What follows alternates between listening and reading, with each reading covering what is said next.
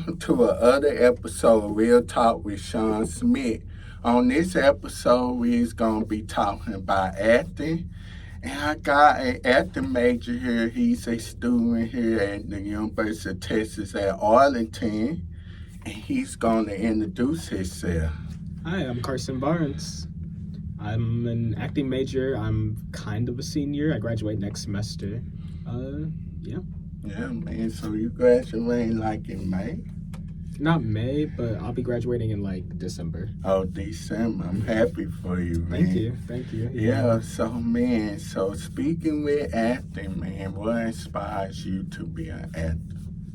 I've always just enjoyed there's always like a sense of play that comes with acting that I've always really enjoyed. Like ever since I was a kid, I was kind of in an acting stage without actually knowing that I was acting, because I would play pretend with my friends. We'd be our favorite characters. It was always Shark Boy and Lava Girl when I was younger, but that became like Power Rangers and Dragon Ball Z and stuff like that, and wanting to be in that and also just seeing like other actors do such fun things. It was nice. I wanted to see what it was like.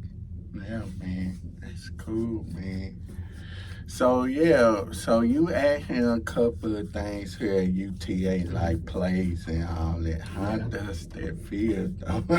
It can be a lot, honestly. Like the last show that I did was The Crucible, and it was my role, and it wasn't like major per se, but I did show up a lot, and it was a lot of fun. It was just interesting to face all of that, face all those people and do all those things.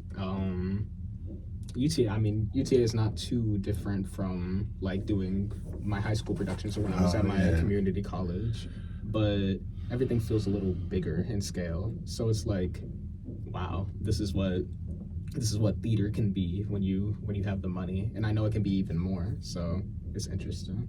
Yeah, I mean, I always wanted to get acting to myself, but at first I was like, I don't think it's for me. You know, I had to remember lines and all that.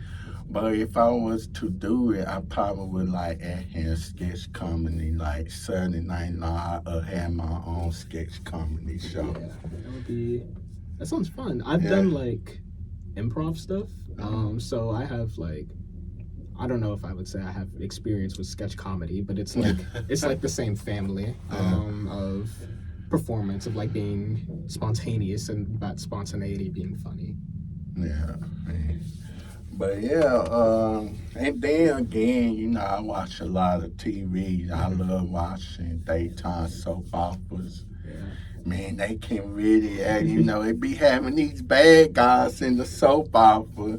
They be kidnapping them and then be pouring the gun at them. Like early today, I was watching The Young and Restless.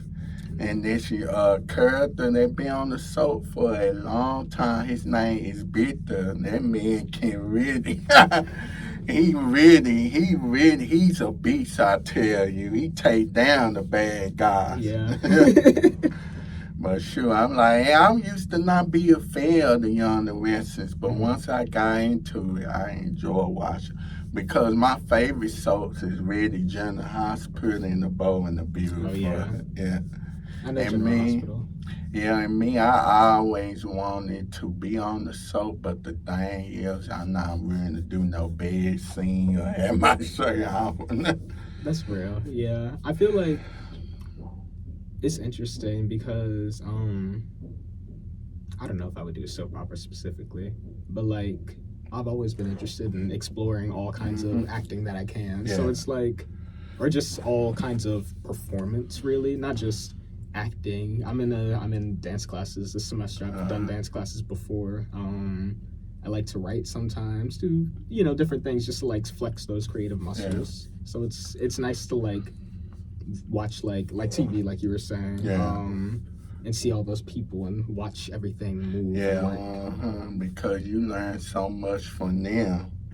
God always, and I'm like, I'm willing to do a soap opera, but hey, I'm willing to do, but I will probably do like guest parts. They be on there like every once in a while. Yeah. Now it's a new soap opera that's about to debut called Beyond the Great Gates. Beyond the Gates. For a long time, they didn't have new daytime soaps, but now they do because they not as popular like they used to be back in the day. You know, reality shows is more popular. Yeah. Yeah. That's true. Yeah. So this film in Atlanta, and I might, you know, who knows? I might can get a guest star spot on there. You never know. I mean, it's in Atlanta, so it's gotta be something. Yeah, and I'm planning on moving to Atlanta next year. Oh, okay. Yeah. That'll be exciting for you. Yeah. Cause I'm trying to get, you know, be a producer and they create my own content, like my own sitcoms and all that movies. That'd be really instead of moving to LA. And remember when I was young, I did want to move to LA, but it's not always seen to be. Yeah, I've always considered moving to LA, but like the business shifts and changes so much. Like people in the acting scene have been saying that Texas is going to be the new LA, especially after all the fires that have happened. That kind of, you know, it messed up the infrastructure. Yeah. So as people are shifting, they're saying that Texas is becoming more of the new LA because more companies are starting to build their bases, not like their home bases here, and starting to develop more. It's interesting to watch things shift. Or like obviously New York is really big, but people don't really talk about how huge Atlanta is for film. Film, or like New Orleans, they do lots of films down there. Or in I want to say like there's like a hot spot in Nevada. Yeah. And it's good because I know this business can be a tough business because you is replaceable, you know. Yeah. They go by market to see if you will be the best fit for the part or not. Yeah, it's honestly just about like not taking it personally. I don't really know my strategy specifically for not taking it personally. It's just like as I got older, I just realized that like sometimes some things just aren't meant for you at that specific time. Like I've gotten roles that I felt like didn't specifically fit me, or I've seen people play roles that I felt like I could do in not better necessarily, but in an interesting way, in a way that would be intriguing to me and like would excite me. But I still find things to enjoy in the roles that I do play because I feel like that's the most important part.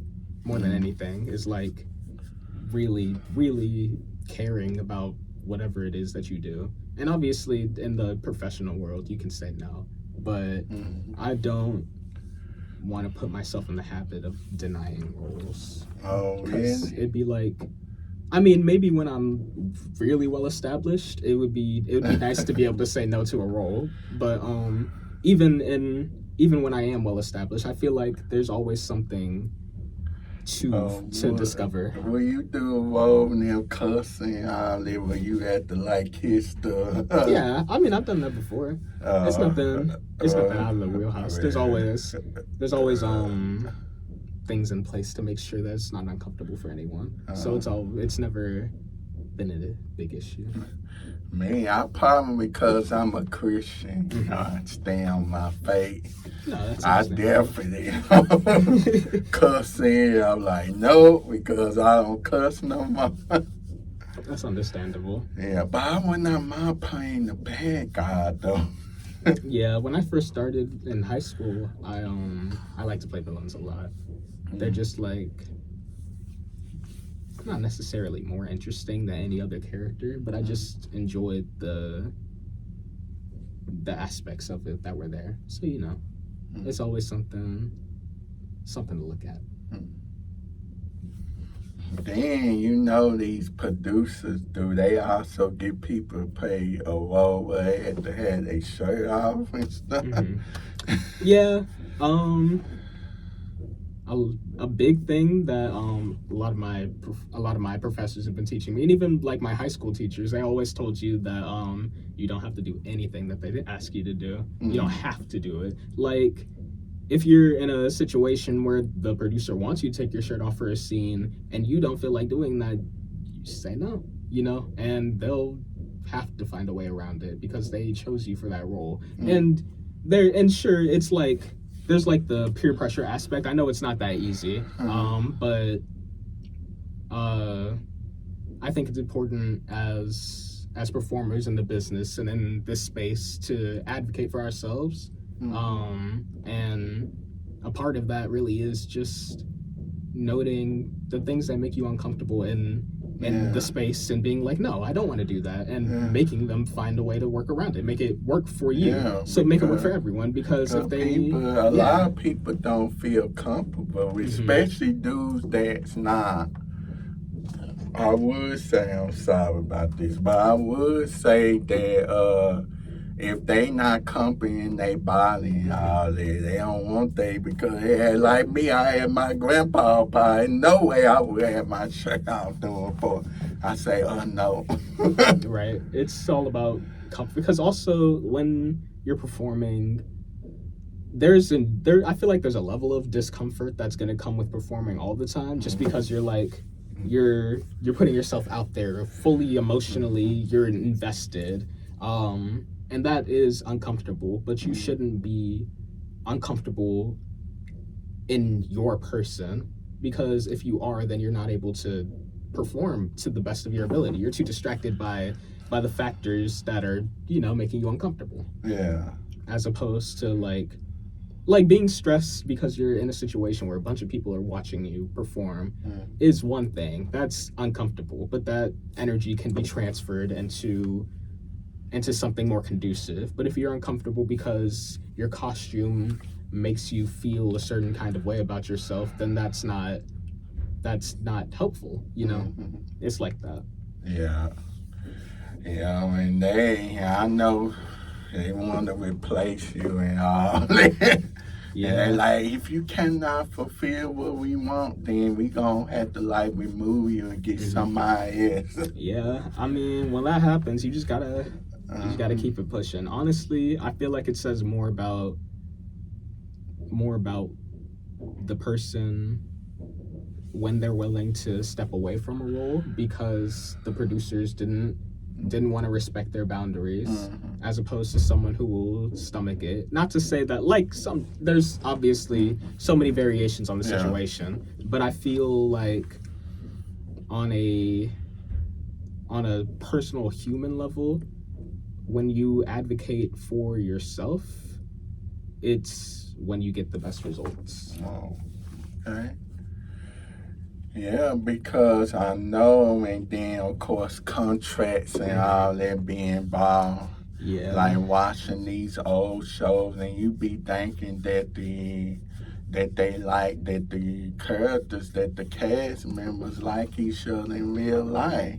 But all of them, they really not close. Like, take for instance, the Fresh Prince of Bel-Air. I did not know that Will Smith and Janet Huber, the one that played the first, was beefing behind the scenes, because I was always like,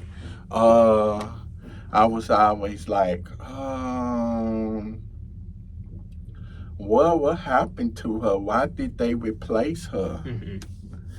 And they was like, well, they was beefing, she want more money and all that. Yeah.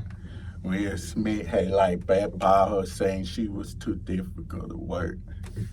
Yeah, that whole situation is unfortunate. It's nice that they have since kind of buried that drama. Like, they've grown as people, and so their journey now is representative of that, and I can appreciate that, especially as like an actor. Like, I've acted with people who I don't necessarily get along with fully, but like, it's not, I don't know, it's like a job, we're working. You have coworkers who you don't like sometimes, you just deal with it. It's okay, as long as there's no real You pressing. work with some people that you don't get along with. So. Yeah, I mean, yeah, it's like a job. Sometimes you work with bad coworkers, or like you'll be annoyed by a customer. Yeah. Like I have a job outside of school now, and I sometimes I don't get along with people, but like that doesn't harm the way that I do my job, and I feel like it's the same way with acting. Like, you know, you might have a co-star that you don't vibe with all the time, but that doesn't really mean anything in the grand scheme of like the story you're trying to tell and the characters you're trying to represent. If the characters are best friends, then you got to be best friends for that time. And honestly, being in a production to get with someone, it's hard to end up not liking them unless you went into it not liking them, because it's like you get so close spending that much time with someone, even if you're not in scenes together. It's all just like a shared experience that it connects us. Yeah. But yeah, that's how it be, you know. Because the other thing, you be judged because they make more money than you and all that, and you the star of the show. It's just like Family Matters. Judy White, he played Steve Urkel. A lot of the cast members, they was like jealous of him because they came on the show first, and he came towards the middle of the show, like episode 12. And they saying, the producer say, well, he gonna be the star of the show, and they did not like that. They felt some type of way because it's supposed to be their show. Yeah, I feel like that situation is so unique because it's like Family Matters as like a show, I feel around that time was probably losing steam anyway. And I know, and Steve Urkel was popular, which is why they spent that time trying to build up his character and things like that. But shows tend to do that a lot. Even now, they'll introduce characters that become popular, and so those characters will begin taking more focus, and so on and so forth. It's just I feel like it's just the nature of the business. Yeah. But I understand the reaction. Like I can't say that I wouldn't be hurt if I had an ongoing show and then someone else took over it. Yeah. But it's like, I don't know. You just gotta keep on pushing. Unless it had your show name after you, You know, or your character name of the show. Like the people aren't really doing things like the Jamie Foxx show anymore, or like the Steve Harvey show. Yeah, the like Steve Harvey show and all that.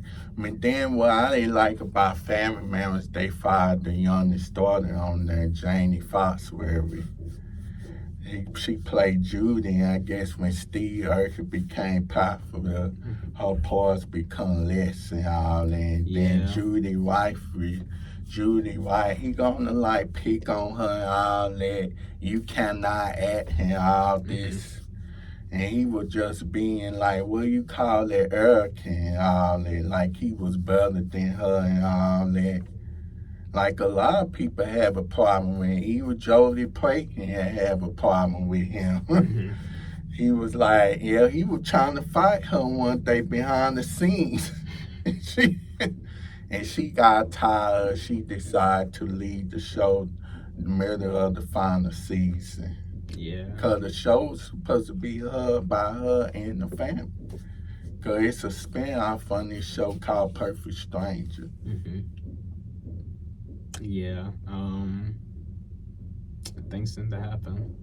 You just kind of gotta, I don't know, the business I wouldn't say it is a dangerous place sometimes, but it's like, it's volatile, and there's a lot of personalities, lots of people who won't necessarily mesh well all the time. And some things happen. Because they had good on-screen chemistry, but in real life, they not like hanging out. Yeah, but I feel like that on-screen chemistry does tend to translate to off-screen pretty often. Like I have friends who I've been in shows with who we did the show together before we were really friends, but that dynamic that we garnered from the show continued off the stage, you know? And that's just like, that's kind of just the nature of it. Sometimes you put a piece of yourself into a character and someone else is also putting a piece of themselves into a character. So of course you're gonna come out with something. Yeah. But yeah, man, yeah, Shawn and them, they end up being friends off screen, like the cast of Friends. Yeah. You know, they friends off screen. Yeah, or like the cast of Community, they're still well, most of them are really close. Like, I guess Moesha. Have you seen the show Moesha? I've seen a few episodes. Yeah, I did not know. People a long time ago, we did not know that her and Carson Barnes, the one that played Kim did not get along in real life. Yeah. And that's how come they end up getting her own spin out the Parkers. Yeah, that makes sense. Yeah. It's just a good, sometimes things happen. Yeah, but we didn't know. And they was best friends on camera. We'd be like, oh, they must be friends in real life and all that. Yeah, looks can be deceiving. You know, Yeah. Good acting. Yeah, like the ones that play husband and wives, you be thinking that they couple for real. Mm-hmm. But I don't see how people, those that's married, I don't see how they let their spouse, you know, kiss on somebody else on the show. I would be jealous though. I mean, it takes a lot of security, but I feel like when you're with an actor who really takes their job seriously, they tend to be connected with the idea of like speaking on those kinds of situations and connecting with emotions and stuff like that, because that's our job already. And it's not always true. Like I wouldn't say like I'm the greatest at connecting with my emotions on a personal day-to-day basis, but I understand, or I'm able to articulate my feelings a little differently because I act and because I understand the human mind, because acting is like psychology or sociology. Yeah. There's so many facets of it that go into it. So it's like, if I were in a relationship with someone and they were upset because I took a role where I had to kiss someone else or I had to be married to someone else, and so we had to pretend to be in love, I feel like that's really just as simple as a discussion, because it's like, it's just work. Where like you can't. It'd be like, and then but like you feel as though you feel that way because you're not an actor. But like for me, when I go on stage and I act, it really is just another thing that I'm doing. It's just a job. All the things that I have to do are because they just look work. at that like if you married to somebody or if you dating someone, they look, oh, he kissing this person. Yeah. He having him sit on her lap and all that. I'm gonna break up with him. I mean, if that's how you feel, then that's how you feel. But I feel like it's really not that complicated. It's not more complicated than understanding that all of the things that are happening were rehearsed. You know, all of it is written into some script or some page, and every single thing that you see right now is so meticulously planned out that it just couldn't be anything more than a job. You know, like there's so much going on in our heads. We're not worried about feeling in love, because that's stupid. You know, you don't play being in love. You just are in love, and but that's the character. And then when the character ceases to be, you are no longer in love with that person. Or sometimes you are. You know, sometimes people get together from roles like Tom Holland and Zendaya, or like I don't know. There's so many actors who are together. Yeah, like take this show A Different World. Like the one that played Dwayne in real life, he was named Carice Summer, the one that was playing Freddie. But everybody's so used because of his on-screen chemistry with Whitney, you know. Yeah. They thought they was there in real life, but when you actually look at the season 5, the first episode, we went over there kissing Carice Summer. In real life, do they know that they doing that on the set of the show? I'm like, I don't know. I can't date somebody that's in the industry, to be honest with you. I can't do a man, I would be feeling some type of way, to be honest with you. That's I fair. may be in the industry, but the thing is, I'm gonna do it like Dave and Tamra. Men, shout out to them because they actors when they may date somebody and all that, but they don't kiss them enough. I mean, Uh, you don't have to do that. Also, yeah. that's not a requirement per se. You Mm-mm. can be married and never kiss someone on screen, and it's not that odd. You know, Yeah. And it'd it's be just implied. good that if you had somebody in the industry, y'all can like be in the same show and all that, and they could probably have y'all dating on the show. That'd probably be really trash, honestly. Why you gonna say it be really trash? I just feel because like you already being with that person, you'd already be with them most of the time anyway. Like when I'm in relationships, I like to spend time. I like to just spend random time with people. So like having that time apart to be in a job is very very important. I feel like even though I like to be in like general in the general area of someone, I also like to be alone quite often, and it feels better knowing not better per se. Like if I were to do a show with a significant other, I think it'd be a lot of fun. But it would it would also just get really tiring seeing them sometimes. Oh, You know, really? it'd be like I wake up in the morning and I see you and it's nice. And then, I go to work and you're also there, and shooting day, if I were doing film, for example, shooting days can last anywhere from like 10 to 18 hours or whatever, like 16 hours. The industry standard is much lower, but I know directors will abuse if they can. Yeah. But like that's a long time to just be with someone and then to go home and also have to like sleep with them. I'd like to, I don't know, I want to like be alone sometimes. Be alone, like space, and you know. and you can take that time Yeah, alone, but and there's only so much you can do when you're that in a is show why I together. would not prefer to date somebody in the industry, Yeah.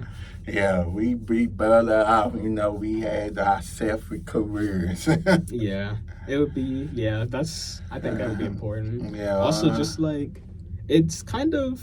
I mean, it's not unlikely, but unless you're a really, really popular celebrity couple, it's not likely that you'd be on a show together anyway. Not like with that intention in mind. Yeah. It might have to spring up sporadically, like your characters date, and then you also date in real life, like Troy and Gabriella and Zac Efron and Vanessa Hudgens when they used to date during the High School Musical days. Yeah.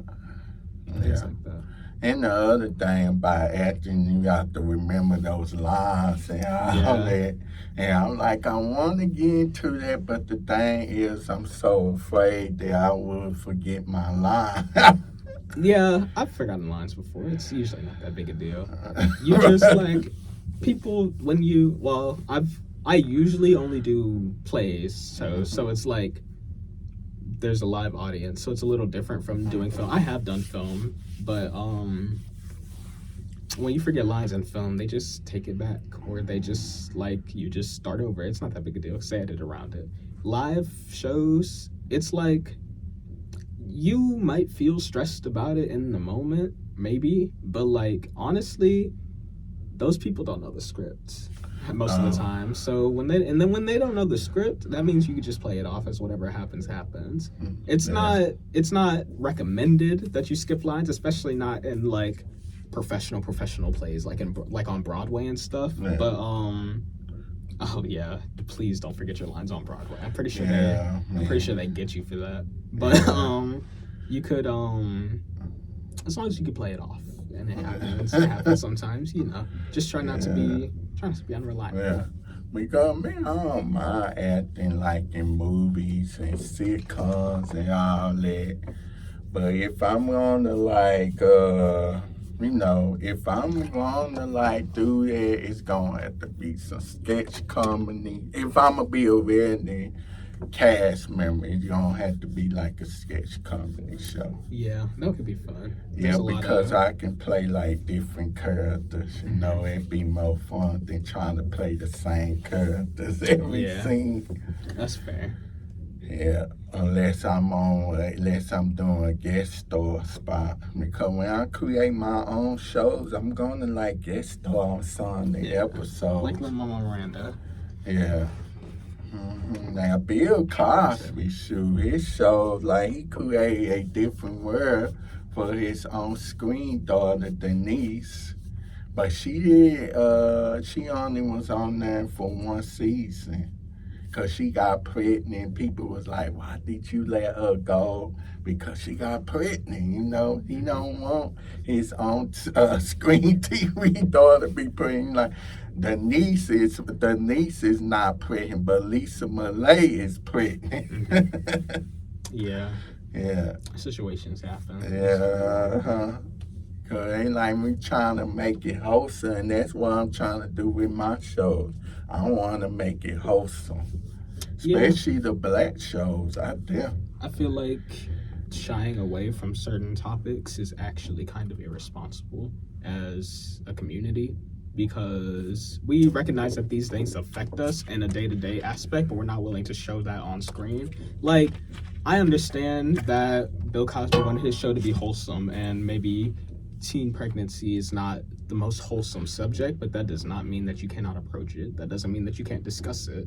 And I feel like if we were willing to take those steps, we wouldn't be so scared of these things. Also, some of these things just wouldn't happen sometimes. Like, if people knew what was going on, they wouldn't do what was going on, you know? It's really kind of simple when you think about it. But yeah, I guess people, they don't want people to get into all that stuff, you know. Yeah, it's all about Yeah. the image, and I think that's part of. I mean, image is definitely important, but I feel like it goes a little too far when it comes to the industry, and that's cool. It's whatever. It doesn't really matter. At the end of the day, we are who we are, and only we can really see that, and like the people closest to us. So when we're in the public eye, when celebrities are in the public eye, and people have their opinions on them, we can safely assume that it doesn't really matter to them because they don't know us and we don't really know them. But it be some trolls on the internet. They be ready to get at you. They do, but it's not too hard to ignore them, honestly. You be on the internet long enough, you've seen enough. And like, y'all don't like what you did. Like, they do this the same way people watch the podcast, and they like, oh, we don't like what they just say. They think they know all that. They better than all that. We gonna come by their place and threaten them all that stuff. It'd be what it be. You roll with the punches. You figure it out. Yeah, for real. But like I say, I would love to get into acting. I think you should. By first, I probably might do a little acting school, but I don't know. I just really don't know. And I'm not going back to get my master's, so.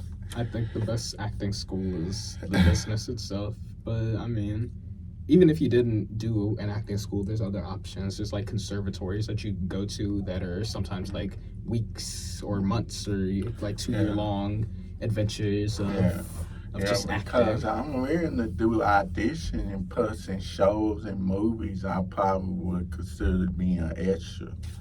Yeah, extras get paid, so it'd be nice. In the background. That way, because you get all the insights, you know, you get to meet the cast members. Sometimes. Really? You don't think you... I mean, you do, but not as often as you might think.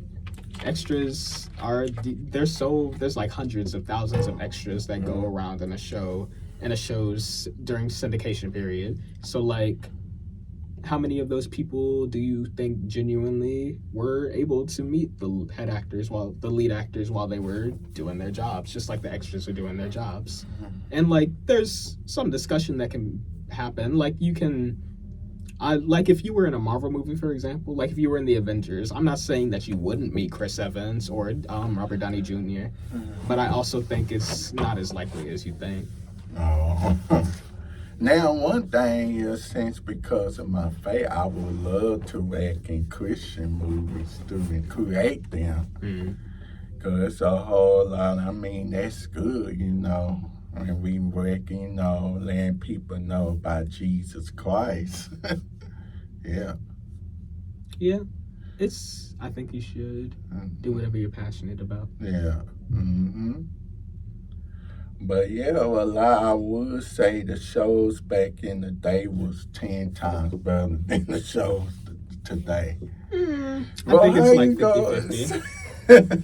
I think it's 50-50. There were some good shows back then and some bad shows. But just like there's some good shows like and bad shows now. Good writing back in the day. Ain't know how to write. They have good writing now too. You just gotta watch the right shows. I watch these shows. They kind of cheesy though. That's why a lot of people don't watch. Are they cheesy, or do you just think that the old stuff isn't cheesy because you grew up with I was born in the 90s. So. Exactly. You think the 90s aren't cheesy because you grew up with the 90s, but I can look back at the 90s and tell you just how corny the 90s were. Let me tell you just how corny the 90s were. Because I know you're not talking about the 90s with Will Smith and the Fresh Prince of Bel-Air. You know how corny that show is? How you gonna it's really corny. Say it's corny? The Fresh Prince of Bel-Air is hilariously corny, but it's an amazing show regardless. And that doesn't necessarily mean anything. The same thing. Friends is corny. Yes, I think Friends is corny. I actually don't like that show at all.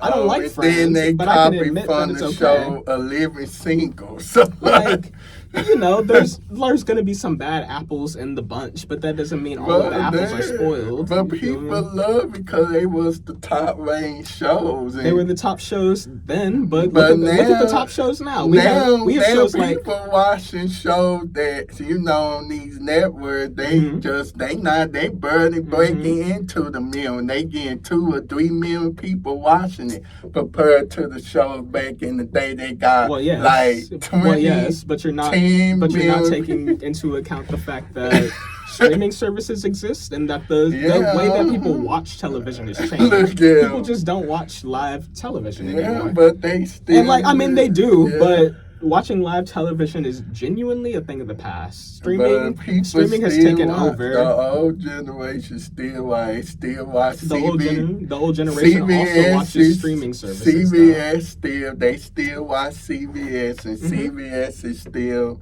America's most watched network. Right. And I'm not saying that that's not true, but what I am saying is that when it comes to TV shows and things like that, the genre has shifted. We have Netflix, we have Hulu, we have Disney Plus, we have HBO Max. All of those streaming services are taking away viewership from live TV. That's how the business works now. It's shifted. Just like how movies make less money because people wait to see them in streaming. It's a fact of life, and that's okay. But the shows on the streaming service really don't do good because they Some of them do, but like the shows getting canceled. I'm not fighting. The shows that get canceled are more of a product of the producers than it has to do with the people who actually watch the shows. Because the producers do not understand what the fans want to see. That's what's happening. It has nothing to do with the actual viewership most of the time. Because if you can look at like The Get Down, for example. That's an older Netflix show. The Get Down came out in like 2018, 2017, somewhere in there. It was one of the first Netflix shows, the first Netflix originals. That show had so much viewership. It was so popular, and they canceled it after 1 season, and that was the producers. That had nothing to do with us. It had everything to do with them. But it was also, The Get Down was also on the TV network, and the ratings was dying. The network was like, we cannot continue because we losing money on this show. They were losing money because they weren't giving it the chance to actually push forward. The way that Netflix, I don't know how publicly this is known, but the way that Netflix does things is that they check viewership based on like the first quarter of the show's lifespan. Like when they've dropped the entire season, they only do it on a specific amount. So the amount of people who went to watch The Get Down after that specific amount is massive. Like, it's network stand. But it just, I don't know, people, these shows, it just hold, well, some of them. Now, it's some good shows like The Neighborhood and Elementary. That's a good show, though. Those are good shows, yes. But all of them, I'm just not even into it no more, you know. And that's okay. I feel like everybody don't watch like those shows on Disney Channel, Nickelodeon. Nobody on these kids nowadays don't watch that. You know, they screen they shows. That's now. just the nature of change in technology, the nature of change in business. That's how it's gonna work. But it's not about whether or not these shows today are better because more or less people are watching them. It's really about the matter of the fact that things have changed. Just the writing, though. Yeah, I mean, some shows have gotten worse with writing. I'm not going to deny that. Like children's shows, for example, children's shows today, a lot of them tend to be very dumbed down in comparison to some children's shows not even way back in the day, like in the early 2000s and the 2010s and stuff like that. But there's still shows that are really, really spectacularly written. And I feel like we can't ignore that just because we have a narrative to push. Yeah, and Netflix, and what I'm like, I know because the difference between network TV and streaming, if you on a network TV, you get more episodes than you do on the streaming service. Not necessarily. Yes, you do. Like networks like CBS and ABC. But they're selling different things. But they pick up 22 episodes though. Then Netflix, they just cut the show like 13 episodes. I mean, yeah, that happens, but also that's not necessarily true all the time. There's plenty of network TV shows that cut shows within, like the CW. Whether or not they're still around. The CW used to have 13 episode seasons. There's plenty of other networks that don't do 22 episodes or 24 episodes or 36 episodes. It's just the nature of TV. The cable network. But I do think that streaming services need to extend how many episodes they tend to give their shows because it's a little silly. The major networks like CBS, they pick up more episodes than the other networks do in streaming service. And a lot of their shows tend to be trash. You say a lot like CSI and NCIS. I don't watch that. Absolutely. Law and Order. I mean, not just those shows, but a lot of CBS's shows are they just go and they go and they go and they go. They've lost their steam a long time ago. They're popular because people don't really care about what they're watching, and I can respect that. But it is what it is. 49 years old. But how many of those people are like actively engaging? How many people are actively engaging with the product? I like the show every week. I don't like it to be released all episodes in one day because I got to clean my eggs on seats. That's what I like. I like that tradition, and that just me. I'm old fashioned. I can understand that. I didn't necessarily grow up in the binging generation, but I have been known to binge shows, but I also just don't. It's like I watch a show based on how I want to watch it. And I feel like basing it on whether or not the network is going to give you that opportunity is really stupid. Just make your own decision. If you don't want to, like, if a show drops all at once and you do not want to watch the show all at once, just don't do it. Just don't. It's that easy. But yeah, people kill. I don't know. People just kill being on network TV, especially the big ones, though. I guess because they feel like they getting there. Like I say, you get a full seat if your show do good. If your show don't do good, they will cancel you just like that. And the streaming service doing the same thing. Netflix, because Netflix is popular. If they not seeing enough viewers, then it's getting canceled just like that. Yeah, generally. But that's the nature of the business. I feel like producers need to give their shows a little bit more time to cook. Not like behind the scenes, but I mean sometimes behind the scenes, but in a literal general sense, I think shows in today's age, especially on streaming services, but Yeah. Even outside of streaming services, shows in today's age just need a little bit more time to like Yeah. really be seen and really get going, because not everyone, when live TV was the only thing that people were watching, live TV and on demand, of course everyone was watching the same stuff because that was the only thing that's on. Yeah. But now everyone has so many different tastes. There's so many shows that are coming out, so many movies, so much content, for lack of a better term. So much content is coming out, and I think people just need to give more opportunity to like let it grow. There's so many shows that could have gone past season 1 if you just waited a few more weeks to watch the viewership actually take off, because I've watched it happen. So many of my favorite shows gotten canceled just like that. But no real reason to. And then these, what they call reboots and all that, it's not gonna be good no more. Yeah, that's just producers trying to make money. Yeah, and, you know, now it's working mostly. The reboot for Full House was good, you know. Some of them are good. It's just depends. Full House, and then Roseanne, of course, you know. Yeah, Roseanne. What's that? Then they did a reboot for that 70s show, but into that 90s show. But that 90s show was good from the beginning, the first season, but then the second season ratings had dropped. Yeah, and they canceled it. They were like, this is not going to work. They were like, how come you gave it more episodes, but you not ready to bring it back for season 3? Yeah, really like that. Yeah. I didn't watch that show, but I feel like some reboots and continuations can work.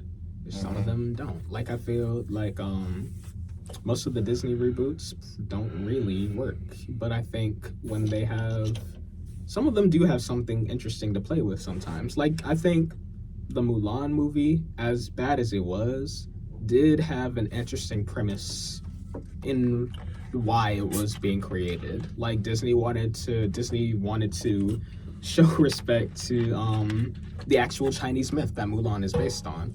And so they changed the movie, but then they didn't actually go on to respect the Chinese myth that the movie was based on. Which, you know, it is what it is. But we still have the original. No one's telling you to watch the reboot. You know, I gotta.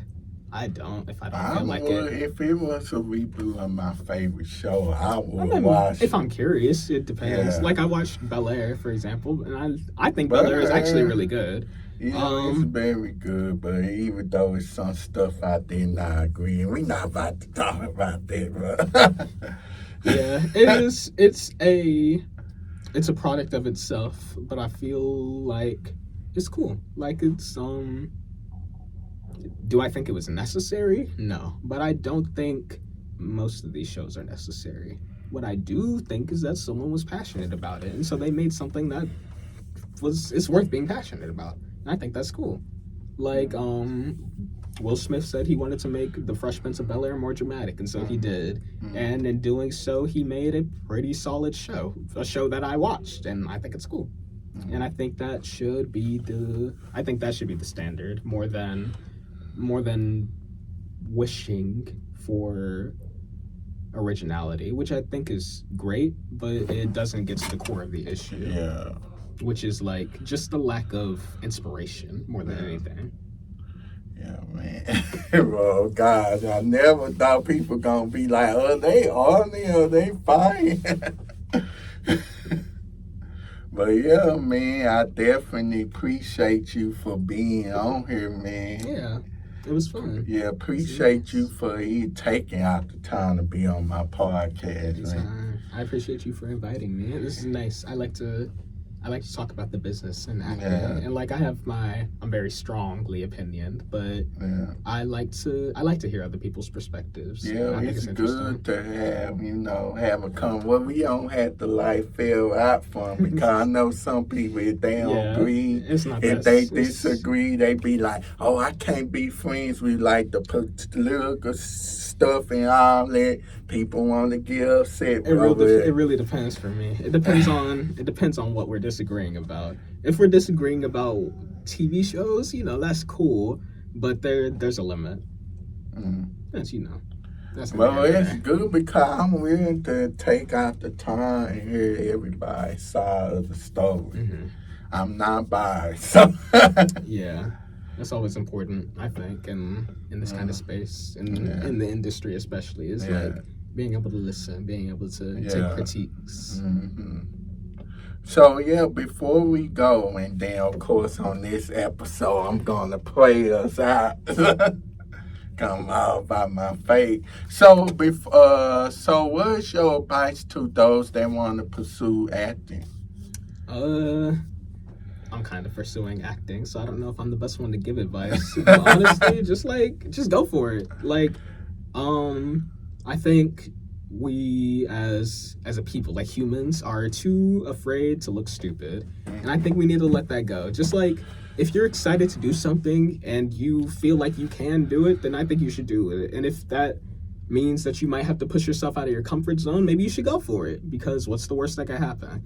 If you like if you embarrass yourself, it's just a funny story. And if you don't embarrass yourself, then you had a great time. I've embarrassed myself a lot of times on stage, and I still enjoy it, and I think that's okay. So, just go for it. Yeah, yeah. Y'all, I appreciate y'all for watching this episode. Remember to catch new episodes every Friday on YouTube and subscribe to Real Talk with Shawn Smith's YouTube channel. That being said, I'm about to close us out in prayer, which I really don't do this on other episodes, but I'm start doing it because it's very important to me. So, okay, let's bow our heads. Okay, Father in heaven, I thank you for this time. I just pray that we have a safe thing back home, Lord, back to our dorm rooms, Lord. I just pray that everybody make it home safely from work, especially those that is going through during this hard time and situation, and those that really having a hard time in school, Lord, that you would be with them to get through their study, whatever, exams and homework, so they won't feel stressed out over that they will pass their classes and all that. And especially those that sick and with the food that you will heal their bodies. And those that lost loved ones, that you will comfort them during this difficult time. In Jesus' name, amen. Amen. Okay, y'all take care and see y'all next time, the next episode, Real Talk with Shawn Smith. Bye. And y'all come back now.